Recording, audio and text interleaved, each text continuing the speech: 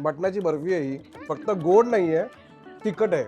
कारण ठेचा आहे ह्याच्यात खतरनाकवाला. एकदम गरमा गरम खरडा माझ्या हातात आलाय आणि यांचा खरडा आहे ना हा खूप स्पेशल आहे. पहिली गोष्ट दाखवतो तुम्हाला मी की मी मटण चमच्यात तोडून दाखवतो. हे बघ इथे बघ. काय बोलणार, चमच्याने मटण तोडणारा मी पहिला असेल मला वाटतं.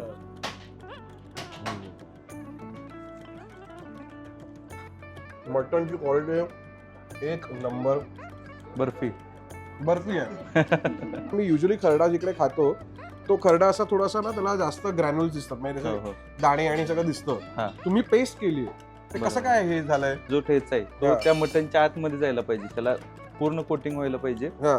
म्हणून ते थोडं ग्राइंड केलेलं आहे. पण मग हे कल्पना आली कशी तुम्हाला की कल्पना म्हणजे एकदा असंच आम्ही आधी भरडाच द्यायचो. हा. कस्टमर आम्हाला बोललो की तुम्ही त्याची पेस्ट करून बघा जरा, अजून छान वाटते. पाईने त्यात जरा अजून ऍडिशन केलं, जे झालं ते तवाही झालं. तुमची आई एकदम सायंटिस्ट आहे. हो, हो. नॉनव्हेजचा जो खरडा बनवतो हा. त्याच्यामध्ये म्हणजे दोन्ही प्रकारच्या मिरच्या आणि लसूण किती प्रमाणात भाजायचा, कसा कोरडा भाजायचा तेलामध्ये भाजायचा, आणि जो व्हेजचा खरडा आहे हा. तो कोरडा भाजायचा की हे भाजायचं ते ठरलंय. आणि नॉनव्हेज मध्ये बऱ्यापैकी कांदा जातो, त्यामुळे हा. आम्ही याच्यामध्ये कांदा आणि थोडेसे 1-2 गरम मसाले असे हो. प्रमाण घेऊन म्हणजे ऍड केले. तळायचं काय आणि भाजायचं काय, भाजायचं हा पण एक काय. फरक आहे.